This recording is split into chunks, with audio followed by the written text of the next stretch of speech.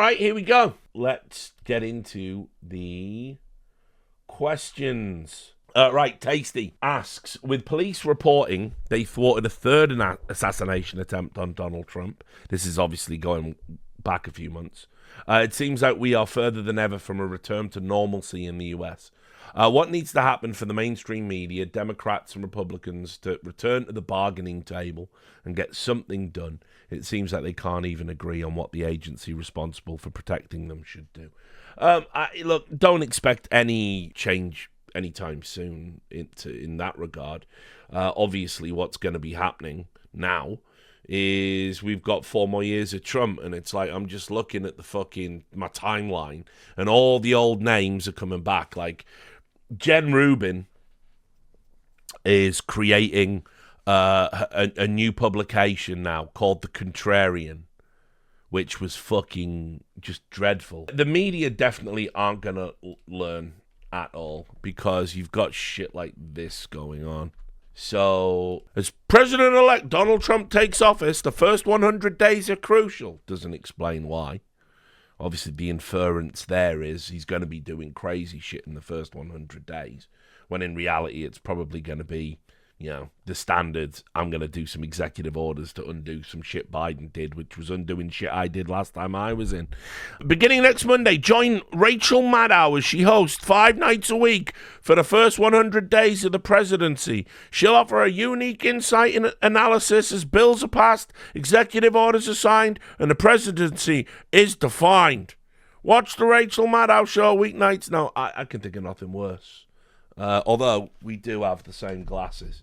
Good to know. There we are. Now look, me and my sis. But anyway, this is someone who she's been doing like 1 or 2 nights a week in the Biden years, and then of course they're doing this game where they all ramp up and they're all like, "Oh, fucking Trump's back. It's going to be dangerous. It's a dangerous time. So we have to really."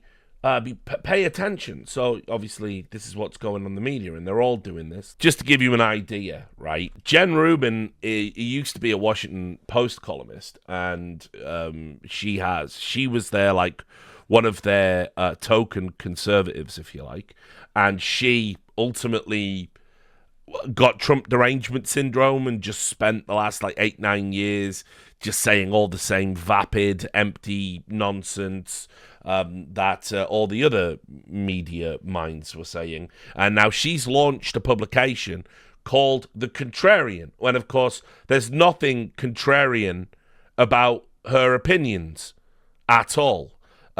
She thinks the exact same thing everyone in her media bubble thinks. And this was her announcing the new publication she's launching with Norm Eisen. Just listen to this. This is like dying and going to media hell. Hi, I'm Jen Rubin. And I'm Norm Eisen. I am here to announce I am leaving the Washington Post in order to co-found with Norm an exciting new online platform, The Contrarian. We are going to bring you written material, podcasts, interviews, social media, all in defense of democracy. Our intent is to combat the authoritarian force that we all face. To help us, we have an exciting array of contributors from all walks of life, all ages, all backgrounds to help us in this venture. We're going to do politics. We're going to do law, but we know that any successful pro-democracy movement also has to be very vocal about culture. We'll have a humor column. We'll even have a cooking column, but we're going to sprinkle in a little bit of pro-democracy flavor. And we're going to have pets. We're very pro-pets. So please, join us in this journey. We cannot do this without you. We want your contributions, your input, your ideas. Thank you for joining The Contrarian. Now, what I don't understand is, I don't understand who the audience is for that, because why would I go there when I can go anywhere else and get the exact same opinion? Like, what is unique about anything she has to offer? But as I said, this is the shtick they're all doing. And we've come off a period of time where, everyone's like, oh, yeah, we really fumbled the ball with Joe Biden's cognitive decline. our bad. But I suppose now that you think about it, it means we've got to be way more vigilant about it in the Donald Trump years. And it's just a shell game. They're not interested. Like Jim Acosta's fucking come back after his like 4-year fucking holiday. Like look at this. Jim Acosta rebukes Trump in defense of free press. We're not the enemy of the people. We are the defenders of the people. Jim, you and your journalistic class have been lying to the American people ever since Donald Trump came down the escalator. You've got multiple stories wrong. You've propagated hoaxes that have poisoned the soul of American politics, like the Russiagate nonsense and the Steele dossier claims and fuck knows what else. You are absolutely unequivocally the enemy of the people. It's not even a meme. And that is exactly what you are. The corporate media is exactly that. And so they're all back. And they're all going to be doing this. And you know why they're doing this? Because, by the way, you're not getting through inauguration without a scene. The same reason they did it for the 4 years that Biden was in charge. One, they wanted their man to get in again, even if he had dementia. Who cares? We'll just get him out after a year and we'll put Kamala in. It's all fine. We'll tell any lie necessary. Any lie against Trump is a lie that is fine and acceptable to tell. That is the standard. Any institution can corrupt itself to defeat Trump, and it's some sort of greater good. That is ultimately what we believe. But they were putting this bile and garbage out into the world because they wanted mentally ill people to take shots at Trump. They'd never admit it, but the tell is, whenever Trump says, well, you're the enemy of the people, and they go, look, it's stochastic terrorism. What if somebody attacked a journalist? And then they're all going, now Trump is Hitler, he's a Nazi, it is the end of democracy if he wins, here he is. And it's like, well, you're in a nation that not only believes its own mythological bullshit about we overthrew tyrants with guns, and, so what do you think happens if you keep telling everybody Donald Trump's a tyrant? Do you think somebody goes and gets the gun they're legally, constitutionally entitled to and maybe decides to take a shot at him? Oh, they did that. Oh, that's weird. Why did that happen? And then the press all immediately come out in lockstep afterwards and go, well, we never wanted this to happen, and we're certainly glad that Hitler is okay. What? What do you mean? Is he Hitler or not? Like, why would you ever be glad that, like, well, Hitler's fine, right? It doesn't make any logical sense whatsoever. So they've double dipped on it. They've gone back and forth. It's like I'm watching Donald Trump and Chuck Schumer laughing and joking with each other at public events. I'm watching Barack Obama and Donald Trump laugh and talk to each other at, like, Jimmy Carter's funeral. Is this guy Hitler or not? Your actions tell me he isn't, as much as your words tell me that he is. And so, unfortunately, it's just driven a lot of people mentally ill. Like, it's just, you can't take the biggest mouthpiece in America, which is the media, essentially. If you think of the media as one solid entity, I'm not necessarily talking about social media in the podcasting sphere, although that's part of it. I guess you would call that new media now. What if you were to take the traditional media apparatus and you just pump the same story out over and over and over and over again? It breaks people's brains. Of course it does. They start believing it. Doesn't matter if you then later kind of go, oh yeah, sorry, we were wrong about that one, but we're definitely right this time.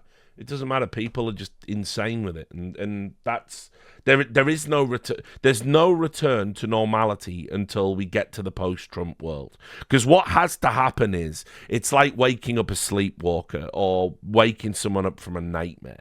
You have to get to the end and wake them up and say, see, it wasn't that bad. You have to get there, and that's it. People are still convinced.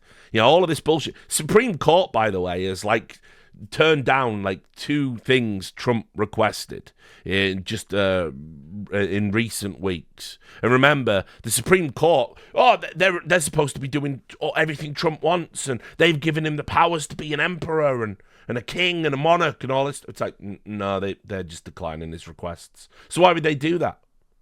None of it makes any sense if you just scrutinize it, even basically. So we have to get to the end of the 4 years, and we have to get to Trump leaving office without there being any incident. Sorry, I'm going, I think I'm going to stay. You all want me to stay. You're my fan. favorite president, the king in many ways. We have to get past that.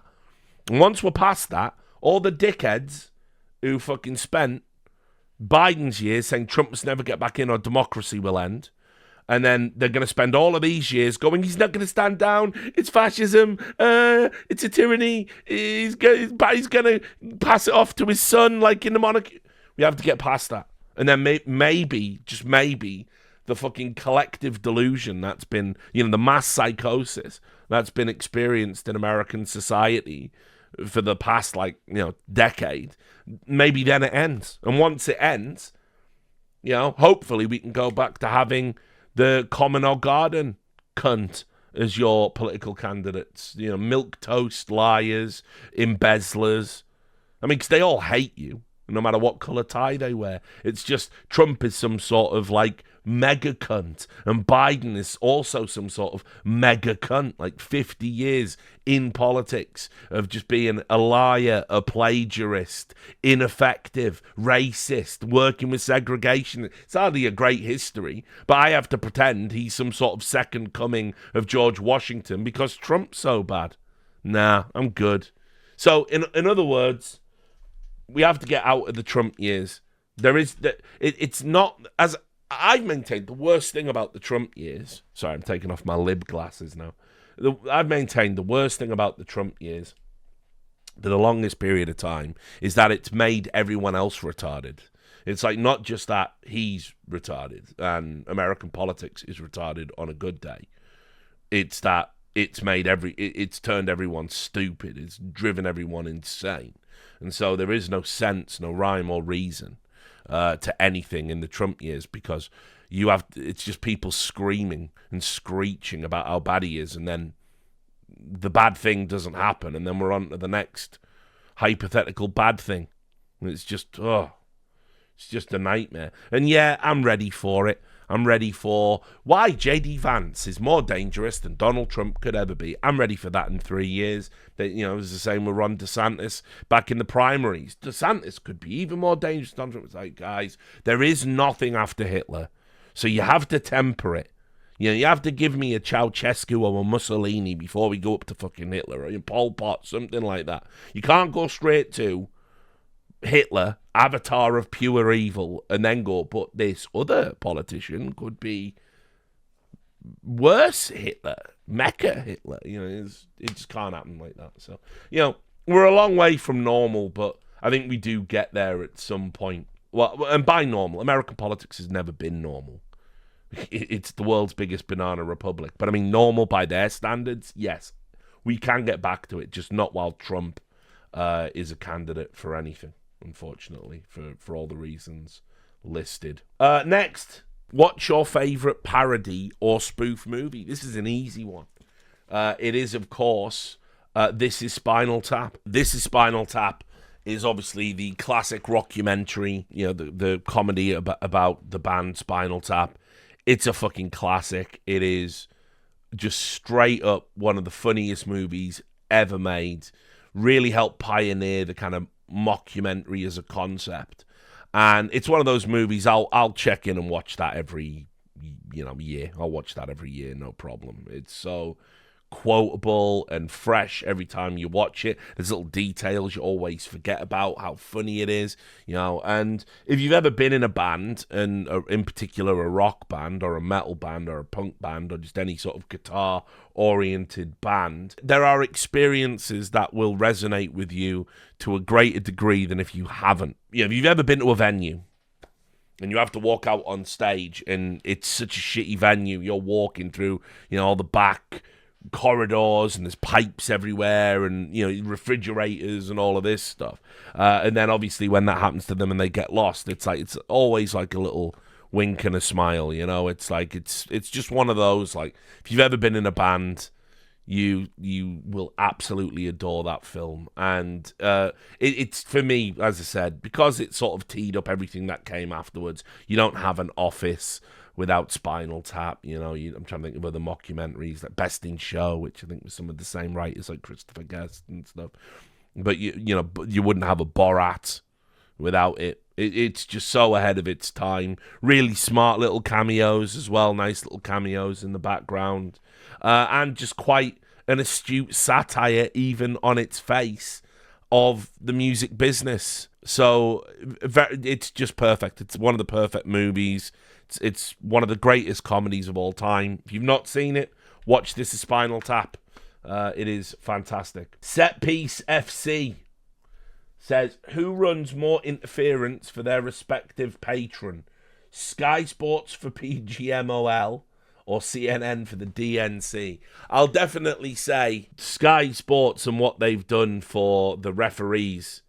Man, it's crazy. Because as you know, my opinion on Premier League refereeing is that it's appalling. We got the best league in the world with the best players and some of the worst officiating, despite the fact we've got some of the best tools and some of the best toys. You know, there's no reason in this day and age with VAR and all the rules around VAR, i.e. you've got a period of like 2 minutes to review things from multiple angles with a team of people in a studio feeding you information, feeding you angles, slowing it down, speeding it up, reversing it, drawing lines on the screen. You've got 2 minutes. 2 minutes is a long time, guys.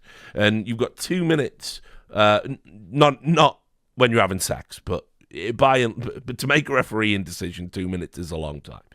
And they get it wrong. They still get it wrong. They are still getting it wrong. And I cannot fathom it. I can't fathom how we still can't accurately call whether something's a handball consistently. We're getting offsides wrong when you can draw lines on a fucking screen. And by the way, if you're not sure, you just give the benefit of the doubt to the attacking player. That's always been the sort of rule. And then, fouls as well. Like, people are getting the ball and then catching a player on a follow through and they're giving a red because they're saying it's reckless and out of control. It's a travesty what's going on in the league right now, and it's affecting people's jobs, it's affecting people's livelihood. We already talked about how, back when I used to do Prem Review, how Brighton could have probably been in Europe for one season that they weren't because they got disproportionately affected by poor refereeing decisions. Well, that's millions. That's millions and millions. That's tens of millions of pounds for a small club that really could use tens of millions of pounds. And then you tune into Sky Sports and you've got some fucking cretin, like it's Dermot Gallagher or who's the other one they have on there. And they're basically explaining why even when the ref was wrong, you can't be angry at the ref for them being wrong because of the information that was available to them at the time. No, it's like, no, it's a performance business, and the refs have to be up to that as well, and they need to have their performance assessed. There was that there was a story about refs. A referee got caught on camera doing cocaine, right, and saying that he fucking thought Klopp was a cunt. And it's like, they are human. And that ref, he's been fired, and he'll never referee again. So it's kind of interesting that is disqualifying, but getting decisions clearly wrong all of the fucking time, very often in favour of the big clubs, repeatedly. That is... that's not disqualifying in any way, shape or form. And not only is it not disqualifying, we've got one of the main broadcasters of the Premier League essentially dedicated a segment of their broadcast to propaganda about VAR and referees and how you have to respect them. And I don't. But it's definitely Sky Sports, to answer your question. Not even close. Mega Awesome Man, what are your thoughts on news YouTube channels like Philip DeFranco, Channel 5, and Coffeezilla?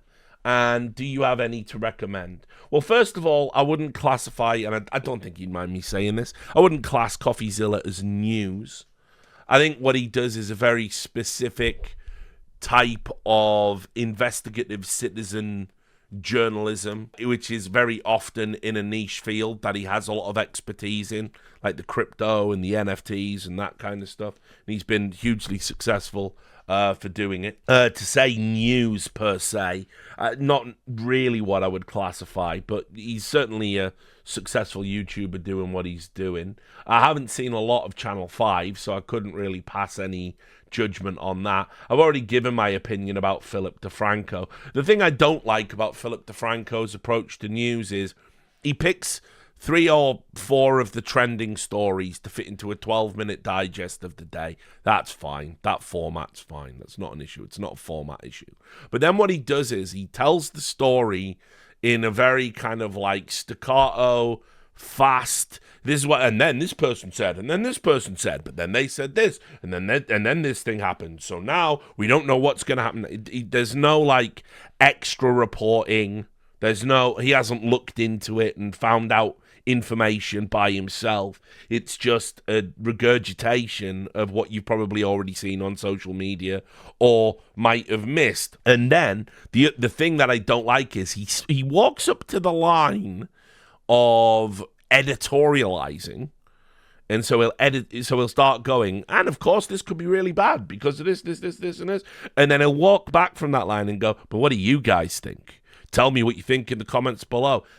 I don't give a fuck what you think. I'm reporting the news to you. You are coming to me for a source of information. I don't give a fuck what you think about it. These are the facts. That's got to be the attitude of anybody that's conveying news to people. Like, I don't care what you fucking think happened. I'm just going to tell you this is what happened. And so, yeah, it's kind of like, I don't really understand what he's trying to do. It's like he's not committed to being a reporter. He's not committed to editorializing an opinion. And he seems to be more interested in the engagement. And it's like, I see, like, it sort of makes him a bit like, a quartering type figure in a way. Because, what the quartering will do is he'll tweet out, what videos do you want to see tomorrow? And then people will go, oh, talk about this. And so then he'll get the article that they link him to, and then he'll read the article on stream and editorialize over it. And then it's like, well, it's successful because people obviously want his opinion about these things. But equally, I wouldn't consider it news. And I wouldn't want to use that as a source of news. And is Philip DeFranco a million miles away from that? No, not really. Whatever happened to the Philip DeFranco news network he was setting up? Didn't he raise all that money to do it? I don't know. If he ever follow through on that? Birdwatcher22, a first-time chatter, he says, that's 99% of news now. This might have happened, so let's judge someone based on what might have happened, but probably didn't. And then a few years down the road, people have said so much bullshit that the fake story is what the majority of people think of as the truth. It's a huge problem. Indeed. Oh, I've been a victim of that myself down the years, mate. You don't need to tell me. So yeah, it's like, I don't think there are a lot of good YouTubers that are providing news coverage. So there's certainly not, like, it's not a place I go to for news. It's just not where I go. So it's hard. I think they could, with the resources they have, they could commit to doing better work. But probably better work doesn't get you more clicks and by extension more money or more sponsorship opportunities. So why would you do it? I'm guessing, like a lot of people that talk about setting up media networks and what have you, they realize it's quite difficult. So, I mean, my news routine is super simple. So I go on to my curated Twitter feed, which has all of the big news networks in there. I look at all of the trending stories. I'll use Reddit as well as like a few subreddits I'll go to. It's only to see what's trending. And then what you have to do, unfortunately, is before you have an opinion on any of those stories that are trending, I don't just fire off, well, this looks terrible. Surely this is the end for Trump, or, whatever it might be. I go and I read all of the coverage about it, and then if I can get main documentation about it, like if it's a scientific study, go read the study. You then have to read as much as you can about it to try and get informed, because media also is like a weird like echo chamber as well. Not in the sense that, like, it's only one opinion. That's true. But also one publication writes about one story from one angle.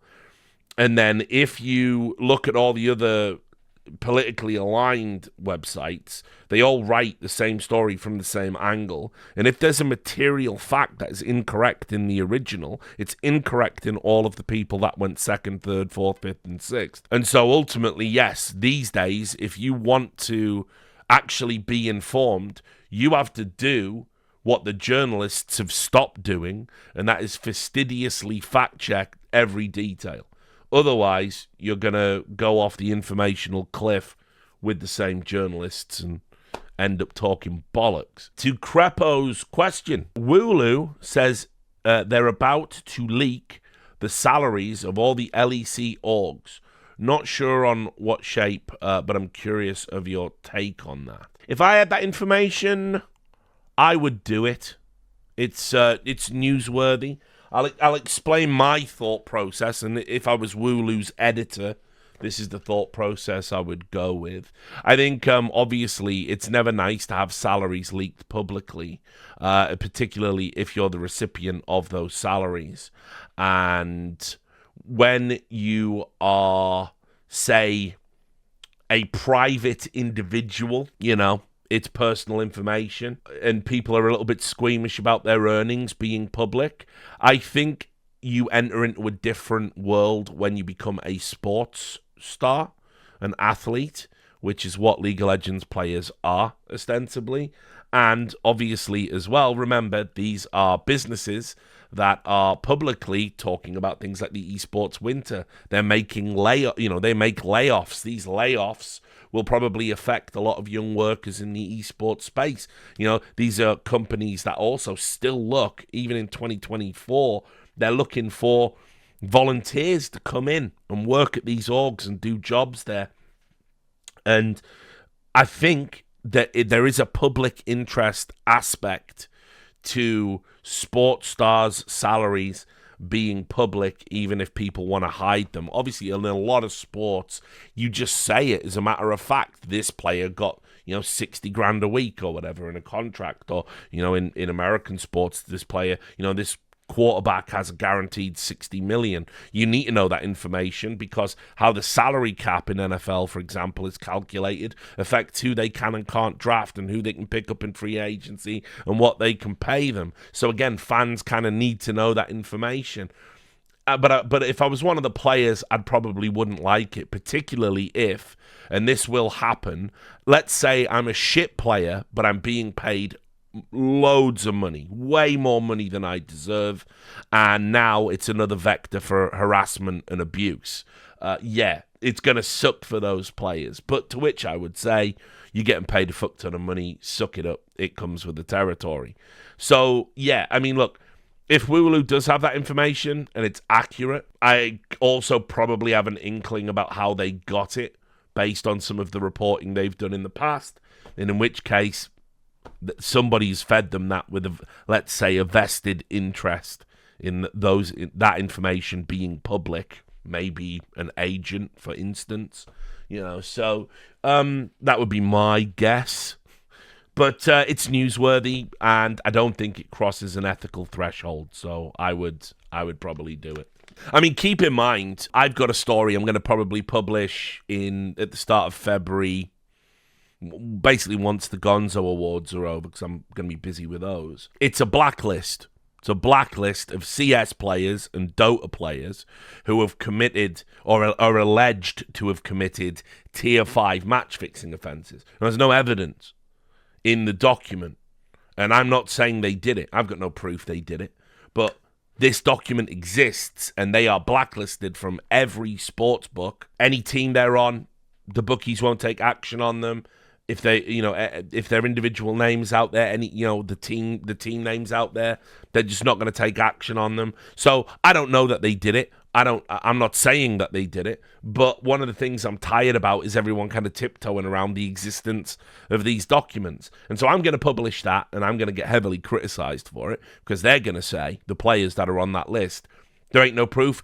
we didn't do anything. How dare you? You're impugning my reputation. To which I'm going to say, I'm not. I'm actively saying I have no idea if you're guilty or innocent. However, this document exists and your name is on it, and I think it's in the public interest to publish it. And trust me, I go back and forth on that. Is it fair? Is it not? Should I? Shouldn't I? It seems to me that the fair thing to do is to, just publish it and let the public decide what they want to do with that information. So, salaries, I wouldn't really care about. Although I have no doubt fans are going to be like, oh no, you're hurting their feelings by giving away their private earning information. It's like, you're a sports star, you're a celebrity. Unfortunately, your privacy is greatly diminished compared to a normal person, and that might sound like tabloid scumbaggery to say out loud, but it's just the reality of the world that we live in. So I appreciate you asking the question. Glad to see you still around. Glad you're doing okay. The Kung Median asks, to satiate my hunger for Richie football content now that Prem review is dead, with Nottingham Forest, Chris Wood, the GOAT, currently third in the Prem at the time of writing this, do you ever see a situation similar to Leicester in the 2015-2016 season, where a severe underdog, in this example Forest, come out of nowhere one season and challenge, if not win the Prem title? Or is the gap between the Big Six and the rest of the league way too big to allow for these kind of feel-good stories? I mean, Leicester's one of the craziest sports stories in any sport of the last 20 years. What they achieved is just unthinkable, and I think they did it against arguably a tougher field, a better overall standard of league than maybe Nottingham Forest are doing it here. There's lots of teams that have lots of problems at the moment in the Prem. And Nottingham Forest have got a great system. Nottingham Forest, actually, what I like about them is they are one of the great system teams in the league because they are ruthlessly efficient. And what do I mean by that? They are a ruthlessly efficient counter-attacking team. So for instance, they're third in the Prem right now, but when it comes to number of passes, they're 19th or something in the league. They don't have, when it comes to possession, they're 18th in the league or something. They don't have a lot of the ball, and when they do, they don't tiki-taka it. They fucking say, look, we're going to fucking send it. We know exactly where we need to get it. We get it into the channels like Hudson-Odoi or whoever it might be, and we're just going to play a quick through ball. Gibbs White, he's been really good. I thought they overpaid for him in the season they got him, but he's been instrumental in what they're doing. He's a really good, accurate passer of the ball. They've got pace in the final third as well, and they've got a big target man in Chris Wood for when they need to resort to lumping it in the box, which, to be fair, they haven't done a lot of that. So they're just a very efficient systems team. Now, look, can they hold on for the remaining 17 games of the season and get Champions League football? It's very unlikely, but they're already past 40 points. They're not going to get relegated. They've got a really good chance of Europe. They just drew with Liverpool. So you will always get teams. That come along in any sport that are just, they just find gems. They just find crazy players, like Leicester with N'Golo Kante, which was a reject in the French league. You'll just find players that are good at the right time for a short enough period of time, and they will do it together with other players that is applicable to, and you will end up winning. Or it could be a genius manager, a Mourinho or a Ferguson or a Clough, or whoever it might be, or Shankly, whoever it might be generationally. So it's always going to happen. It's going to be rare when it does. That's what makes it so special. But you'll definitely see, probably in the next 20 years, there'll be another outlier Premier League winner. I don't know who it would be. I mean, not just saying it because historically I've been a Newcastle fan, But it's not beyond the realms of possibility that, like, in a downturn season, like in a few years when Liverpool are going through a transition and maybe Chelsea come back into it for a little bit and City are over and United are out the picture, it's not beyond the realm of possibility it could be Newcastle. If they were able to retain some of the young talent they've got with, like, coming through the ranks. If you look at some of the youngsters that are now just getting first team football, and Newcastle obviously do have a big war chest and they can go out and spend and get what they need. There's a lot obviously that would have to happen for that to be true, but it wouldn't be another Leicester story, because obviously they're owned by the Saudi Arabian state, but it's also not like Leicester did it on a shoestring. Leicester spent money. Leicester had, some good players in that team. And they were owned by, obviously, a wealthy magnate. So, yeah, we'll see. We will see. But, yeah, it'll happen again. You'll live long enough to see it. Almost certainly. Next up, cheese or a charcuterie board? That's all the question is. It's probably got to be a charcuterie board, hasn't it? And just, get all the meats in there. I do like Italian meats. I do like gabagool. I'm on my Tony Soprano shit. And obviously with a charcuterie board, don't you get cheese on a charcuterie board? You do on my charcuterie boards. So you get the best of both worlds there. So seems like a no-brainer. Sometimes you do get, like, don't they put grapes and shit on there sometimes as well? Which is like a bit weird, bit of fruit or whatever, but whatever. I'm just saying, charcuterie hands down. It's not even a question. But thanks for asking it and paying to ask it. This is from Jerky. Now that the absolute world-ending horror that is known as Mariah Carey is once again unleashed upon this world, you can tell these are the Christmas questions, due to the period of the year, what shall be the next catastrophe that will strike this earth, according to you? Well, they're threatening us with a bird flu pandemic, aren't they? They are really big on the idea of Trump's in power again, so let's have a pandemic again. They seem to be saying that that's coming, so don't rule that out. Also, surely I've been watching these earthquakes happening. There was an 8.6er in Japan, and wasn't there like an 8.2er in Mexico? An 8-point hawk tour. Yeah, obviously we've got this new type of fog that turns people gay or something. I've heard about the gay fog. So have you? I don't know if you've been following that. There's this gay. It's this fog, right? But it's not a real type of fog. It's got these like white particles in there, and it's a fog with white particles in, and it turns you gay.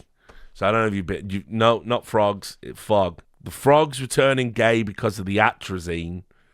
There's a fog out there, which is not real fog. It's government-controlled fog, and it's to turn you gay. That's what's going on right now, according to right-wing Twitter. So just be careful out there. It's not real fog. It's like that snow that doesn't melt when you put a lighter to it. They're on some shit. But anyway, back to Jerky's question. It probably is the pandemic. It's not. Is it going to be bad? Like, I don't know.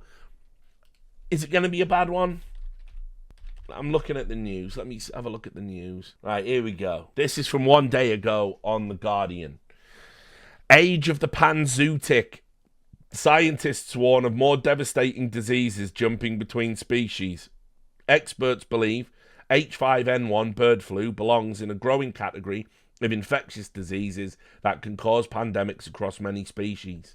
So yeah, maybe we'll get that. But I think a big earthquake's more likely, probably. There's definitely a lot of rumblings in Earth's tumblings going on. So yeah, probably an earthquake. I'll call that. There you go. You can do the whole Quasimodo predicted this. I'm gonna go. There's gonna be a big earthquake. And it's a real bad one, an actual disaster one. Jace is big on the idea of a volcano in Washington, but yeah. The LA fires, by the way, were fucking terrible. I mean, I can't believe how much LA's gone. I've obviously got a lot of friends who live out there, with esports and everything else, and I just cannot believe it. I can't believe it. More importantly, and I don't want to make this stream political, so I'm not. I'll save it for Belly of the Beast. But I am unironically, right, seeing people saying that the Democrats in charge of LA did everything perfectly, and it is the Republicans what are to blame because Trump said climate change is a hoax, and that's why his words have actually made global warming happen, and therefore it's their fault more than cutting 100 million out of the budget, not clearing brush. I saw an interview on CNN, and the fireman was crying and saying they wish they could have done more, but there wasn't any water in the reservoirs, or there wasn't any water in the hydrants. And see, people are going to say the 100 million is a bit misleading. I know that because I've read about this. I'm not just regurgitating stats that I saw on Twitter. The 100 million was specifically cut, right? God, see, now we're going to have to get into it because someone's going to clip this and then they'll put it on like a Destiny subreddit and he'll like watch the out of context clip of me just saying a thing and then he's so retarded he just repeats anything, but that's not what I'm saying, right? So let's just, and then someone will send that clip to me and go, look, Stephen's calling you a retard. So let's just put a pin in all of that from happening, right? So this is Newsweek, right? It's not Fox or anything. You can see here when he signed in his 24-25 California state budget, the wildfire and forest resilience component of that budget had $101 million cut out of it. But overall, the budget was increased from back when it was $1.1 billion of spending in 2014 all the way up to $3 billion in 2023. Gavin Newsom comes in as governor as 2019. He slowly, incrementally increased spending on the fire department. The problem has been that optically, this specific 100 million that's been cut is for the wildfire and forest resilience, which would have been the department theoretically responsible for clearing the brush, which is one of the reasons, along with freak winds that you couldn't have done anything about. That's one of the reasons why the fire is supposed to have spread. We're also at the moment getting conflicting stories about whether or not it was like acts of arson and all this other stuff. So what I'm saying is, given that this person's in charge, you probably should look at them and hold them accountable. Instead, what we're doing is we're saying that if you notice that maybe not everything was done perfect, although Bill Burr seems to think it was done perfectly, so who am I to argue? You know, you're actually in the wrong. But I'm seeing footage, and again, this is on CNN. I'm not talking about Fox. I'm not talking about Breitbart. I'm not talking about any of this other stuff. I'm watching actual firefighters talk about how there wasn't enough water there. So I don't know. That seems like negligence to me, but I don't know. As I said, by the time I record the Belly of the Beast episode of it, I'll have all my ducks in a row in it. But the fire was really bad, and that's like one of the worst fires I've seen in America. It probably is going to work out as the worst. I can't believe how many homes have been destroyed because of it, and how many people are going to really struggle because the insurance companies, a lot of insurance companies refuse to insure people against fire damage because of they were precluded from the state but to put their premiums up as high as what they wanted. The state said you can't set your premiums that high, so they said, okay, well, we just won't offer insurance on that. It's like really, really bad. Like, what's going to happen? Not everyone is getting all of their stuff back, put it that way. Hello, Mr. Lewis, says Jaden. Hope you're doing well. How long do you think it will be until we have achieved the full Kardashev scale? Now, the Kardashev scale is a measurement of a civilization's level of technological achievement, but based on the amount of energy it uses to have that level of a technological achievement. And so I don't know what the scale goes up to. This is like, I'm well out of my element here. I only know about these vague concepts. So we are a type 1, right? So we're a type 1, as in we can just about support the shit we want to do by consuming the energy, but it's a struggle. Not everyone's going to get all of the energy that they want. A type 2 civilization, according to this, is the type of civilization capable of completing a Dyson sphere. So, long way to go to get to type 2. So, this question, how long will it be until we achieve the full Kardashev scale? Like, honestly, I just don't think we do. I don't think humanity makes it. I've said this quite a bit. I don't think we're it. I don't think we're the species that's going to do all of the things. Like, I know, obviously, you're not supposed to say that because particularly if you're religious, but I just feel that, like, we're very inherently flawed and limited. And I just, put it this way, I'm not like one of these like mad fucking apocalyptic weirdos.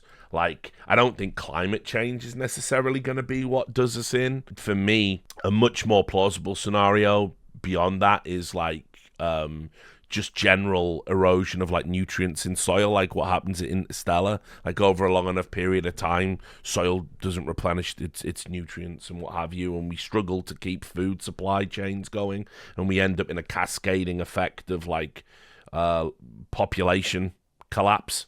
That seems to be more plausible. I mean, obviously climate change contributes to that, but you know, I'm just saying, I don't think it's like, oh bloody hell, we're all underwater like one day. I don't think it goes like that. But I think probably, you know, I just don't think we make it, man. I just think we're just already we've already peaked. We've done all our best stuff, and now we're just like fucking making TikTok videos. You know, that's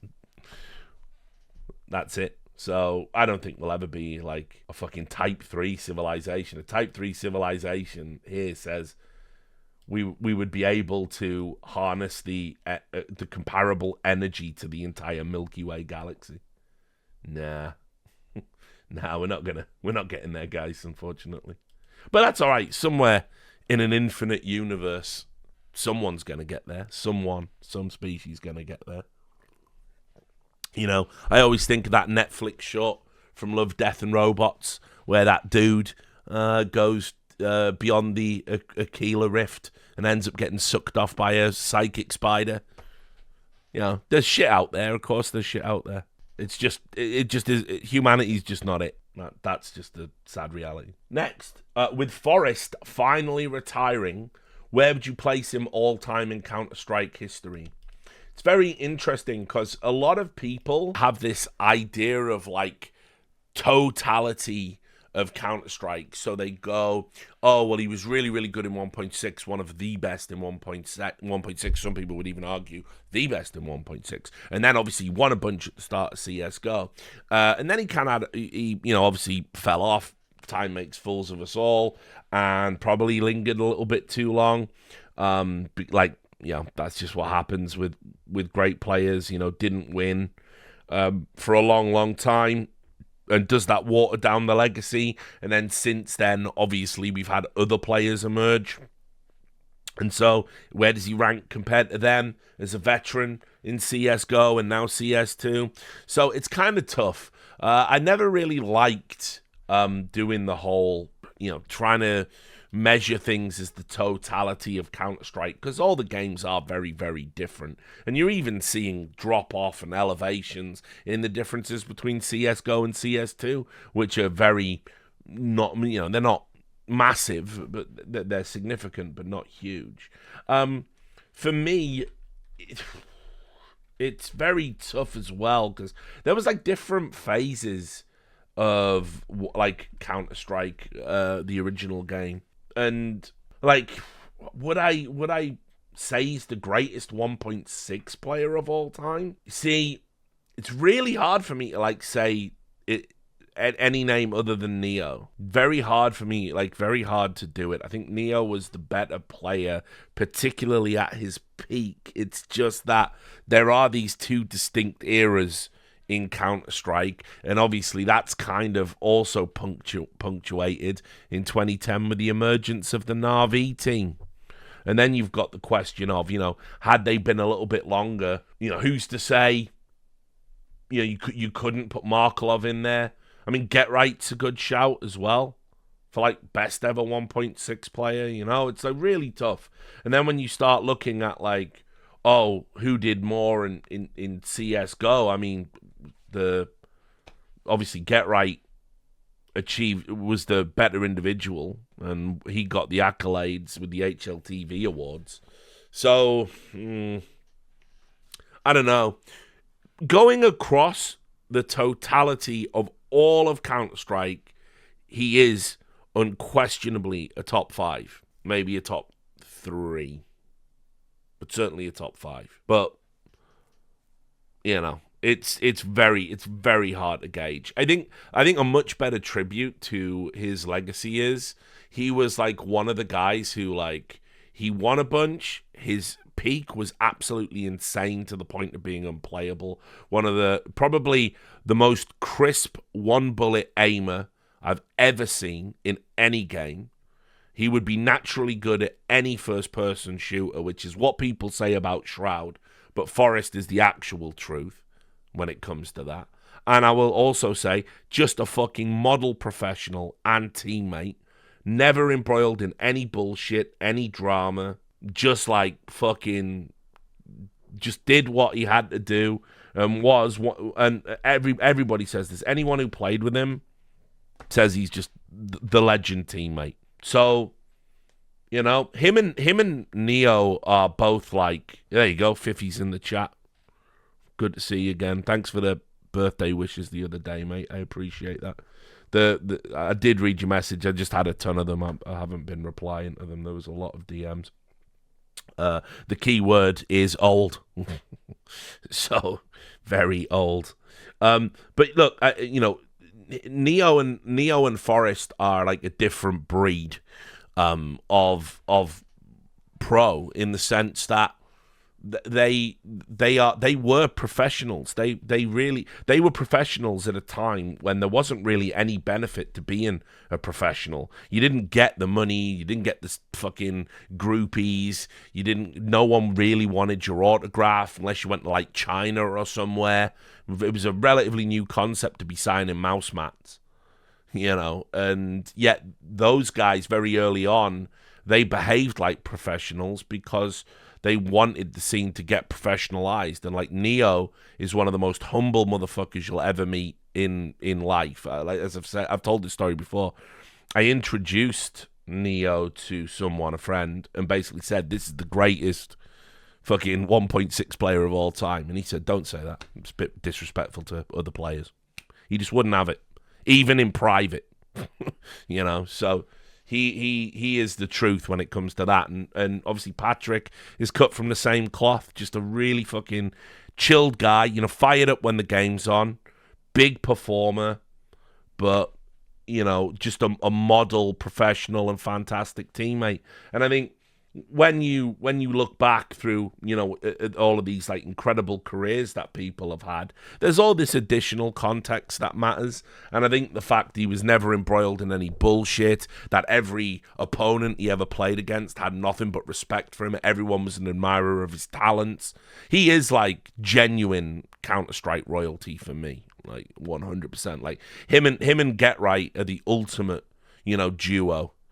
It's like, it's crazy how good they both were, and also just how they complemented each other. And, but I will say this, Get Right did used to be a bit of a cheeky chappy back in the day. He was a bit of a spicy boy when he first started, when he came from like fucking Lemon Dogs or whatever. But Forrest was always just a pro dude, like just a real switched on guy. So I'm not sad he retired. It was definitely time. But what I would be sad about is if he doesn't stay involved in Counter-Strike. I'd love him to come and do a desk, or I'd love to see him get involved in coaching or whatever it might be. But there's always room at the table for Forrester in Counter-Strike for sure. Next up, comic time. Oh no, yeah. Right, this is from Frisky. Comic time. Good comics, at least. What are your favourite what are your favourite Junji Ito and Alan Moore stories? Are there any underrated ones people forget about? Well, obviously, I like a lot of Junji Ito. You can probably see Uzumaki in the background there. I obviously just like Lovecraftian style horror in general and body horror in general. And Junji Ito is kind of the, Japanese interpretation of both of those genres, where they overlap. A fantastically talented artist as well, with a very unique and distinct style. For me, I think Uzumaki is like his masterpiece. I don't really like the ending of the story, but I think a lot of horror struggles with good endings, and I think Ito struggles to end a lot of his stories in really satisfying ways.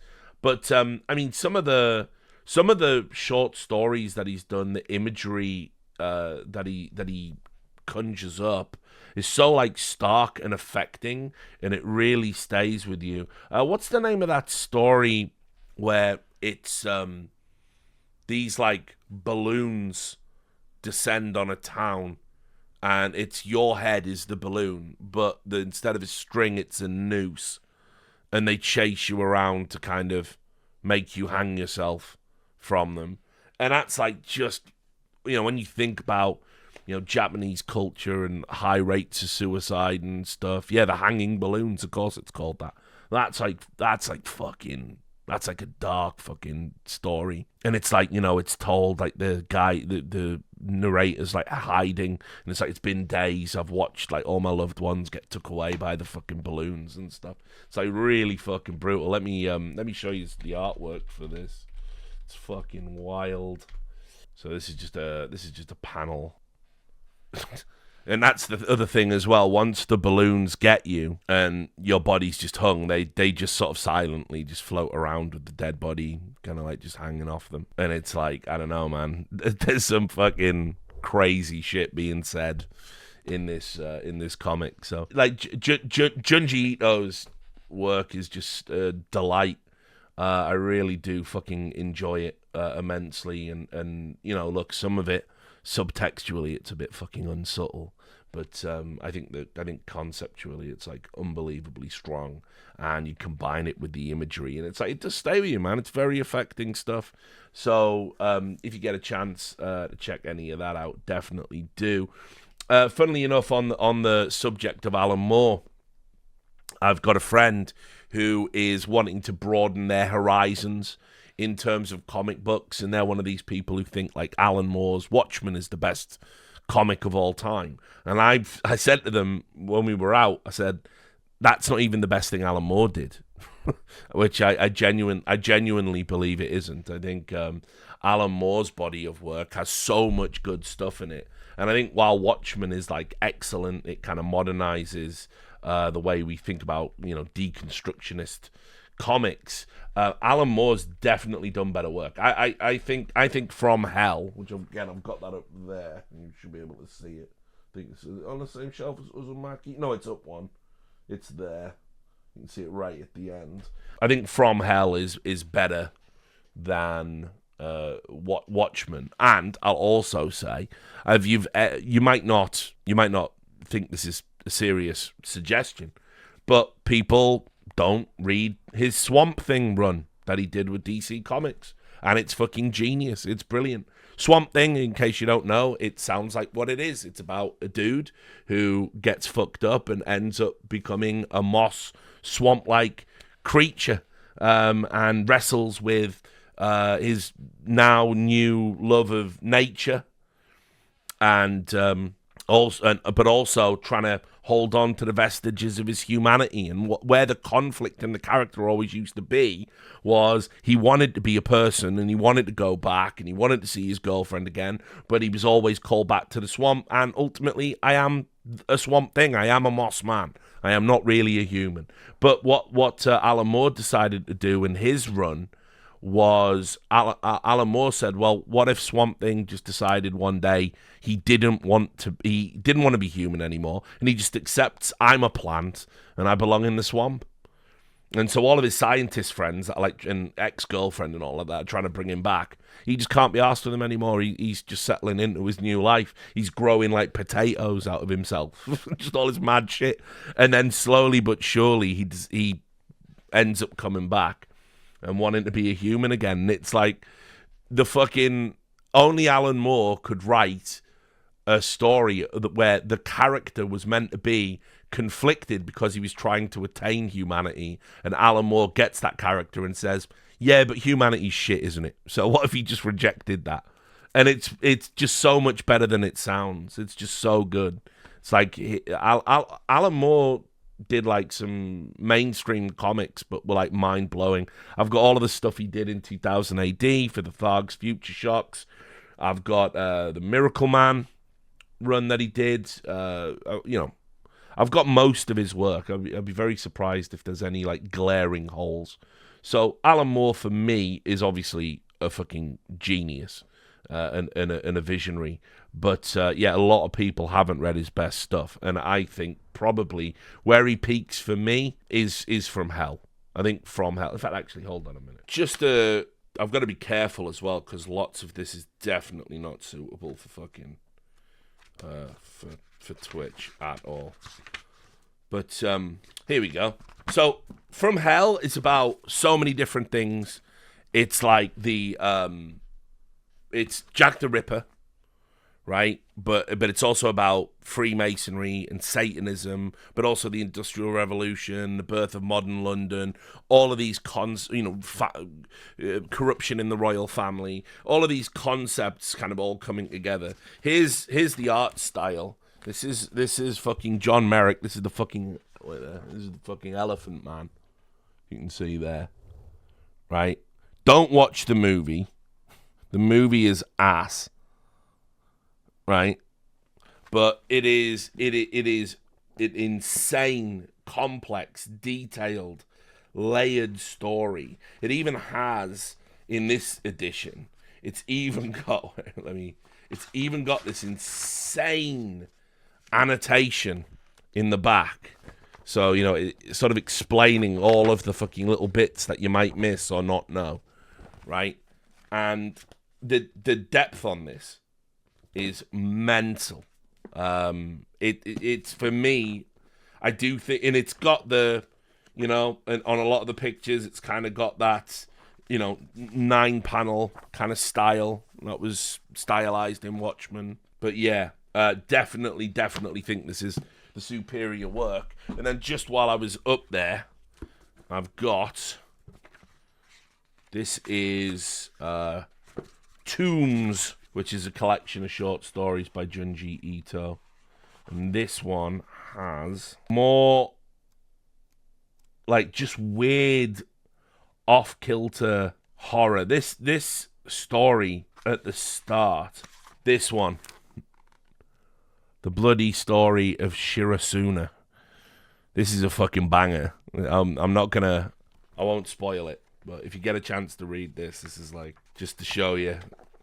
This is only the second page, but you can probably see where this is going. So, I mean, definitely pick that up if you get a chance. And yeah, I guess it does make me an honorary weeb on some level. Right. Anyway, hope that answers the question. Next up, what are your top 5 favorite games of all time? Asks Tasty.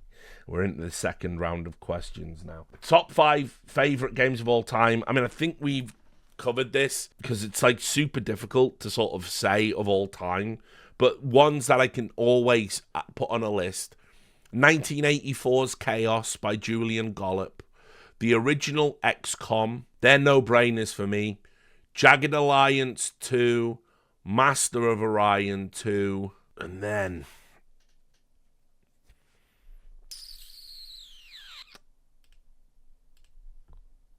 I don't know. Then it gets hard. Because, you know, do you say something like GTA? Yeah. But then, do you say something like RimWorld? It's too tough. But I've given you 4 solid ones there. Which are all just straight up hood classics. Oh, and Witcher 3. There you go. Witcher 3. And see Chrono Trigger, Fallout 1. Yeah, Chrono Trigger. I might put Chrono Trigger in instead of Witcher 3, actually. Yeah, there you go. Chrono Trigger over Witcher 3, and there it is. But Master of Orion 2 is insane.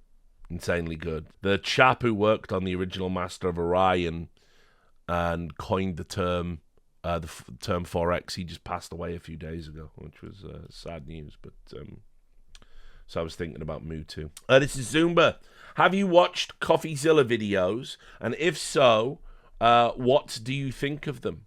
Also, do you see a possibility to get them on the RLS? Right, well, funny story. CoffeeZilla obviously released these videos about all of the gambling and whatnot going on in the world of Counter-Strike.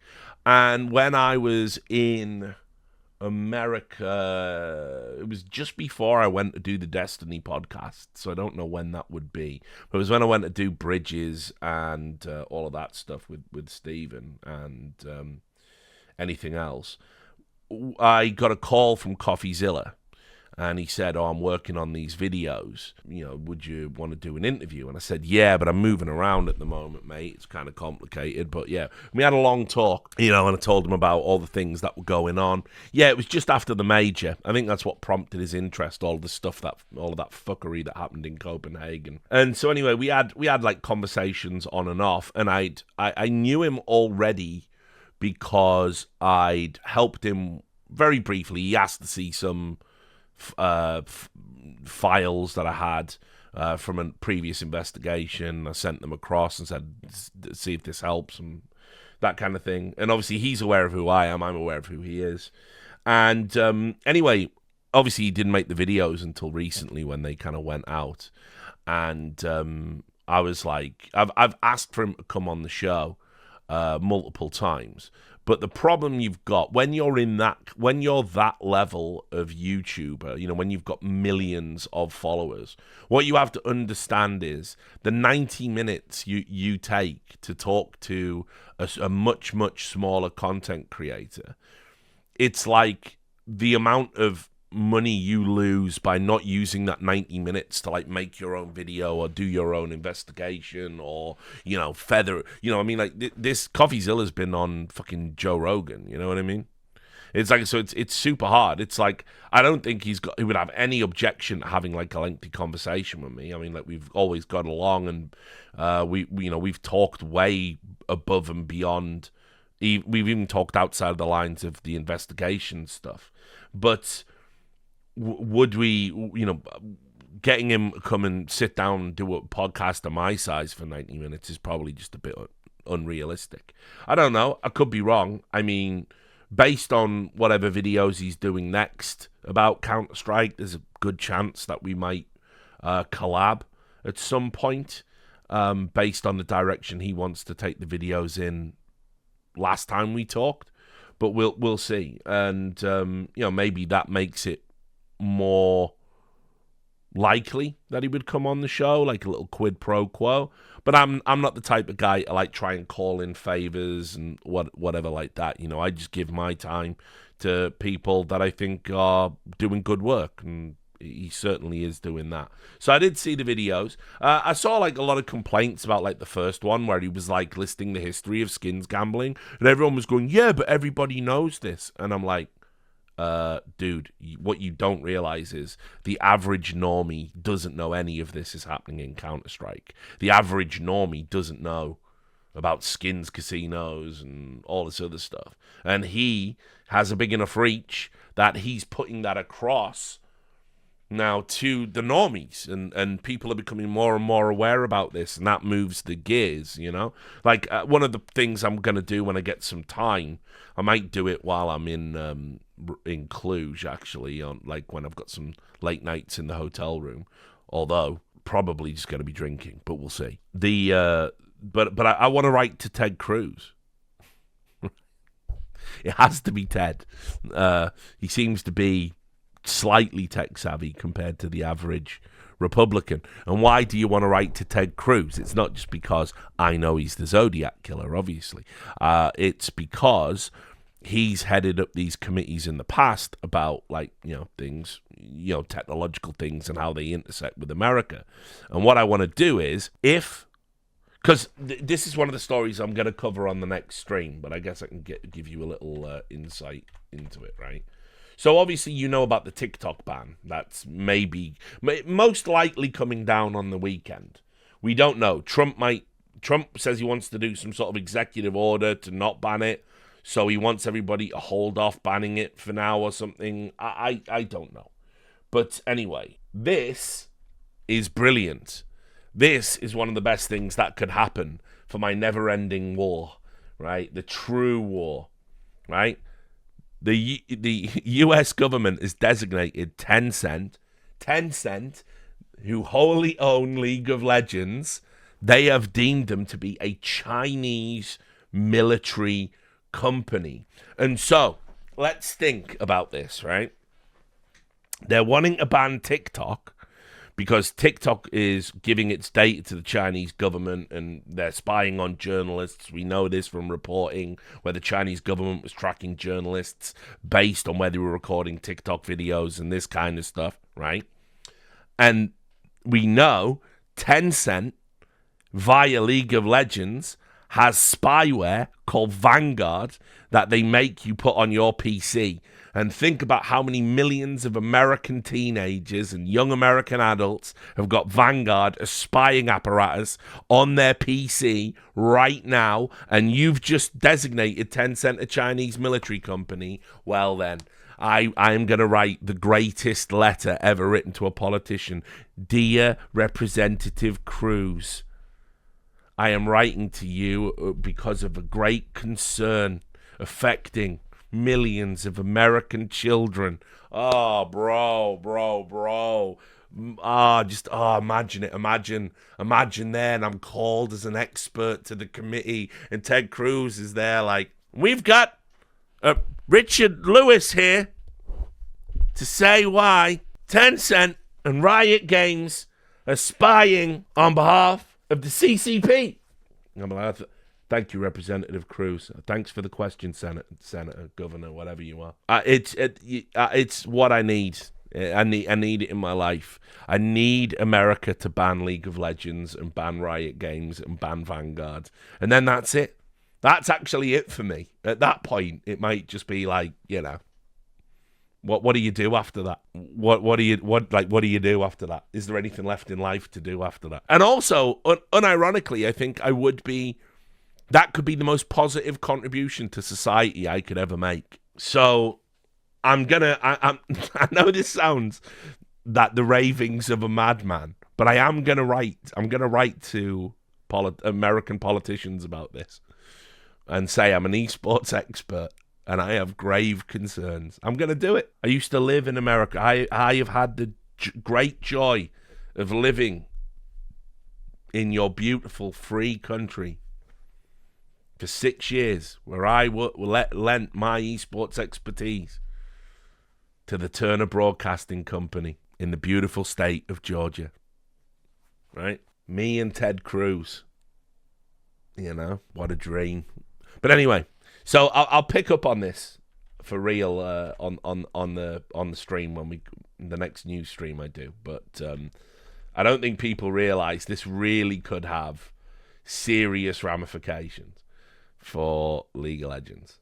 So I'm very very happy about that. But anyway, next up, what was a moment in 2024 that gave you some degree of hope for the future? Well, I've been actually, this is interesting. I've been putting together Charlie Brooker style review of the year. It's just with everything else that's going on, I haven't had time to finish it yet. Oh man, oh yeah, November was rough with Peanut the squirrel. There was definitely some good stories in this, some positive stories. Anything that's given me hope for the year. I mean, look, I'm not really an optimist in that kind of sense. But you know, look, you get little glimmers. You see little technological advancements. You know, you see like cancer therapies and new medicines and scientific advancements. It's like, you know, you could be easily deluded into thinking it's all going to be okay. If you only looked at the good news, like there's tons of good news. We are doing, like, there's people out there doing cool shit. It's just unfortunately the planet's being run by just fucking lunatics, like delusional lunatics and narcissists. And even our, like, do you remember when, like, technologists back in the day, you remember when, like, technologists were just like these insane people that like just figured out like equations that like get us to the moon, and you know, or they revolutionize transport, and now we've got Elon Musk arguing with Asmongold on Twitter about who's a better player, who's a better gamer. I don't know. Maybe we're doomed. That's all I'm saying. But I'll have a think about that one. And when I do the 2024 News Wipe style review, I will try and include some positive stories. I mean, look, here's one. Here's one of the stories I've got on my review of the year. And it is a positive one. It is a happy one. I'm sure you were worried about this. But look, loads of people had been accusing King Conker, David Jenkins, of cheating, because people were saying that he was using steel chestnuts, right? But he's beat the allegations and he's won clean. At 82, he's come back at the World Conker Championship. So, you know, it's not all bad. It's like a pint holding staff made out of conkers, mate. So look, you see, when I'm not streaming, guys, this is another reason why I'm like insane, because I'm always like doing things that like, oh, this would be cool. It's like I've still got, you know, the last Olympics. I still have a document which is every ridiculous thing that happened at the Paris Olympics, and I was gonna do like a stream, the Olympics.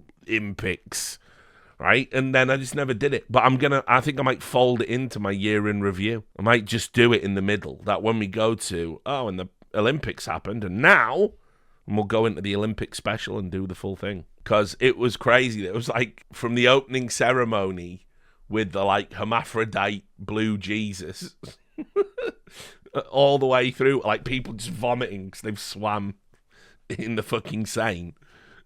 Just the ray gun dance where she's fucking, you're getting sued if you play the dance now. It's just fucking crazy how ridiculous that whole event was. And there was just loads of it. I mean, I haven't got it on here because remember, it's a new PC. The old one's down in the kitchen now. But I'll get it off there, and yeah, we'll probably do that at some point. Since as I said, it's like I can't really justify not streaming now that I've put all this money into a new machine specifically for the purpose of streaming. Anyway, good old David Jenkins. He beat the allegations. It was a victory for common sense and a victory over the woke mind virus, probably. Well done. Right.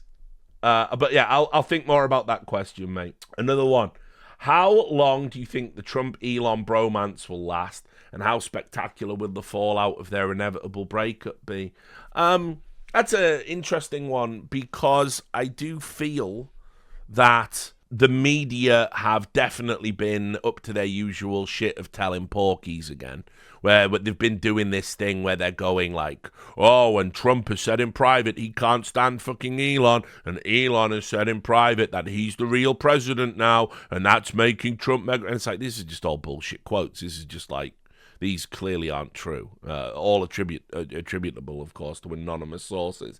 And it's just, they want to stoke division there, obviously, because the journos never got over the fact Elon took away their favourite toy, which was Twitter, because back in the old days, all of the DNC acolytes could just back channel to fucking Yoel, whatever his fucking name was, and Yoel Roth, and they could just have anyone they wanted banned or shadow banned or deplatformed or whatever it was. They much preferred that. They much preferred it when users were getting banned for telling journalists to learn the code, right? And it's like there's a vested interest in driving a wedge there. Not least of all as well. By the way, I want to make this abundantly clear.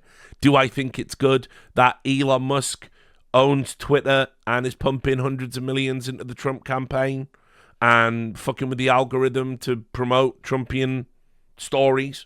No, I don't like that either. Don't like that at all. But I was complaining when it was your team, you weren't. That's the difference. The difference. So, yeah, there will be a fallout. Trump invariably falls out with everyone the minute they stop kissing his ass. And I don't think Elon's going to sustain kissing his ass for much longer. Not to mention, Elon seems determined to stick his fucking toes into the water of everyone's politics. The next episode of Belly of the Beast is all about how so out of pocket he is with the grooming gangs thing in Britain and trying to portray Tommy Robinson as a brave freedom fighter when he's just a fucking piece of shit who inserted himself into teenage school drama because he knew he could make it racially charged. So the next episode is all about that, and Elon doesn't know what the fuck he's talking about. So the fallout, put it this way, I don't think there's any huge fallout. I don't see what would be different ultimately. I think all that would end up happening is Elon calling, Trump a letdown, and he's just going to go all in on the next candidate that comes after, and it won't be Vance. It'll be someone else in the primaries. And Trump's going to leave political life after this term anyway.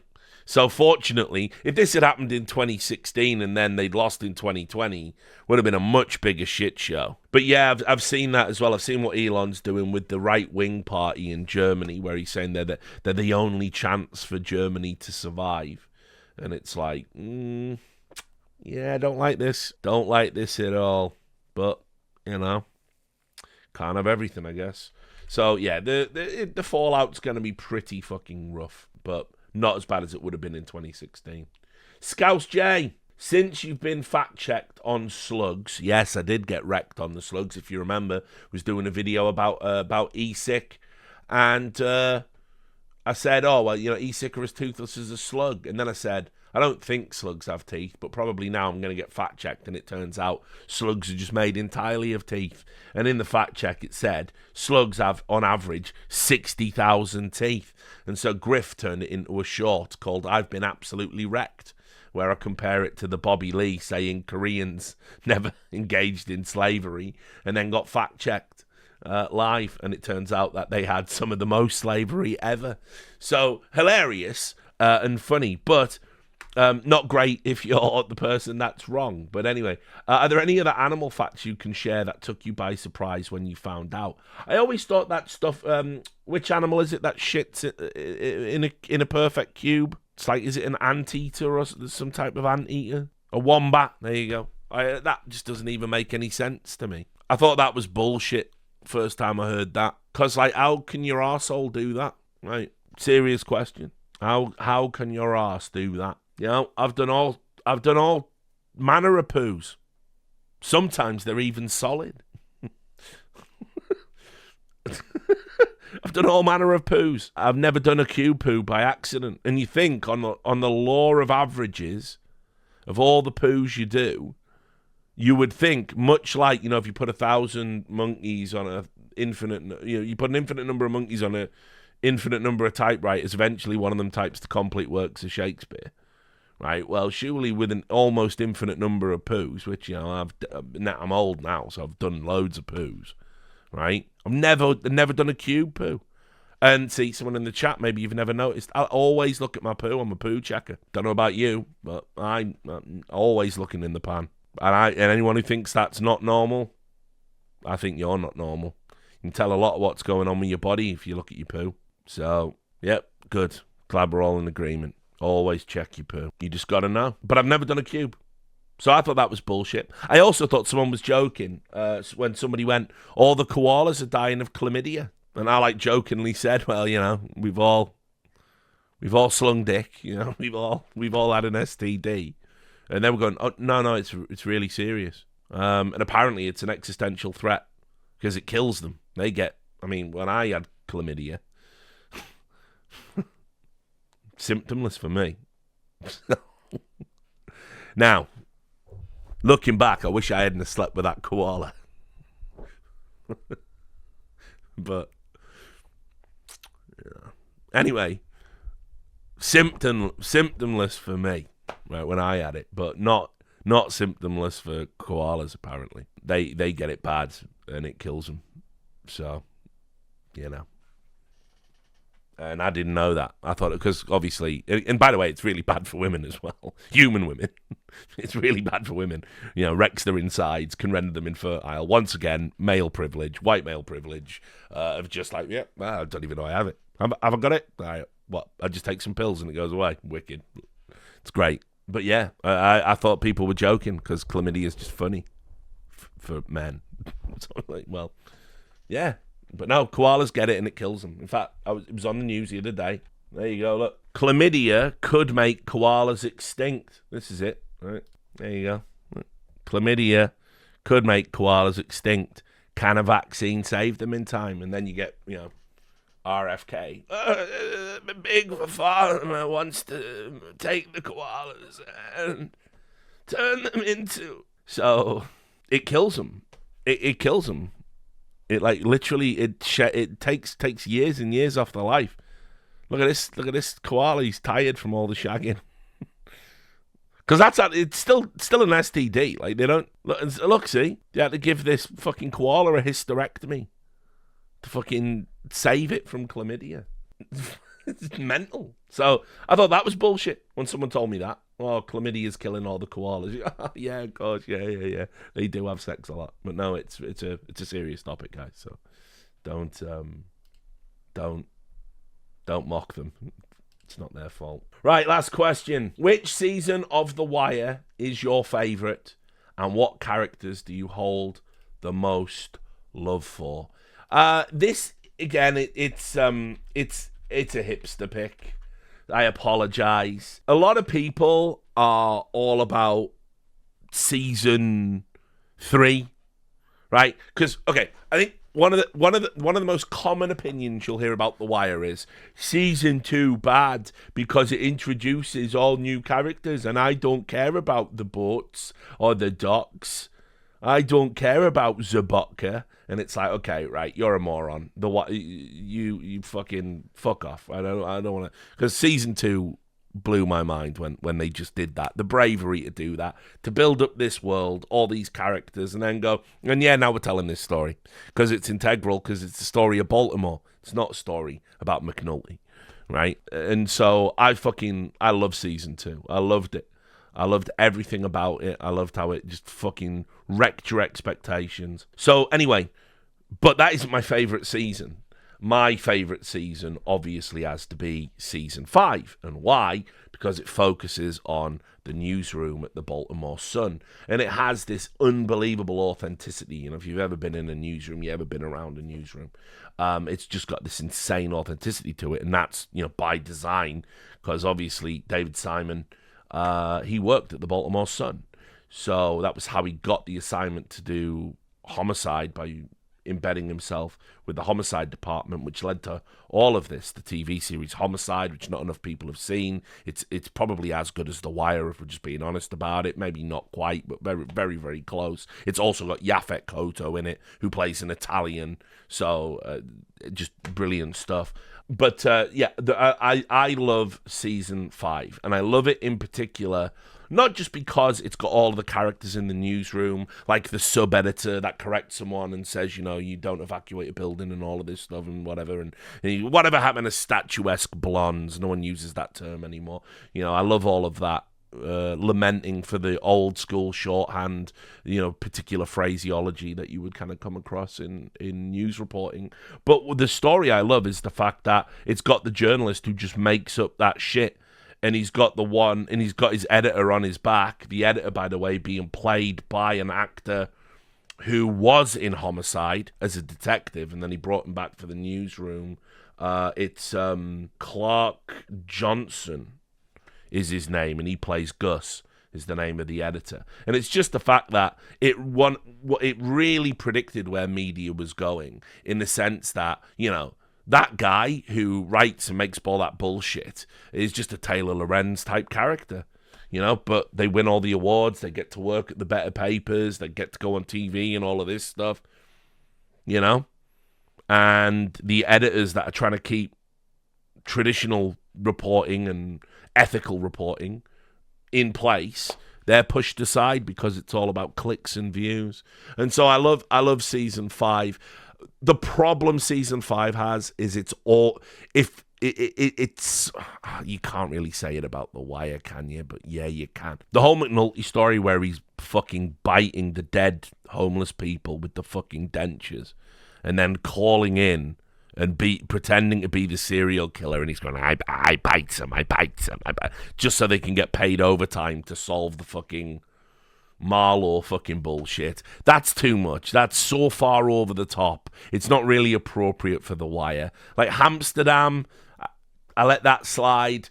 The Brother Mouzon Omar team up in season 3, I let that slide, even though that was a little bit cartoony. But season 5 it's got this ultra realistic portrayal of what's going on in the newsroom, but what's going on in the police department is off the fucking rails.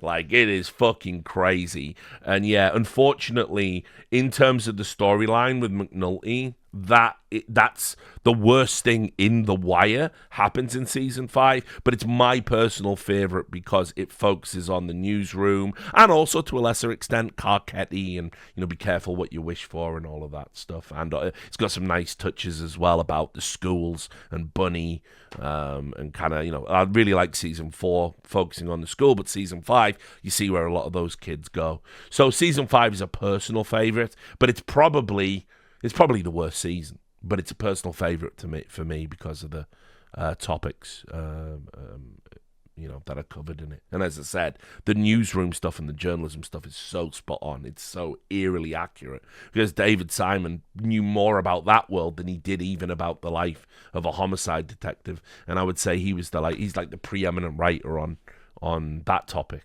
in all of American journalism. So right, other questions will be shelved because there's another one coming. I'll end up doing it approximately on the 19th.